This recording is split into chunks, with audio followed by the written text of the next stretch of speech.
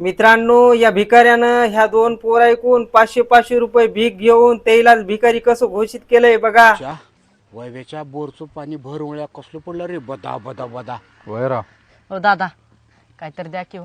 ए चल तिकडे हल. हल. ए थांब थांब इकडे.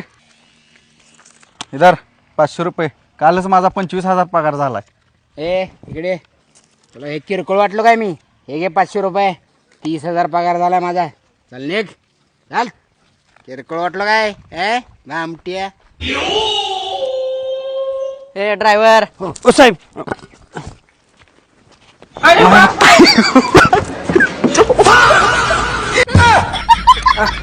भाऊचा तो बिजनेस भारी दिसाली की. लवकर आला भाऊच्या साहेब. गाडीखाली कार आहे की राव. एसी लाव आणि गाडी हॉटेलला जाऊ दे. कॉफी प्यायची आहे मला. बरोबर साहेब बर.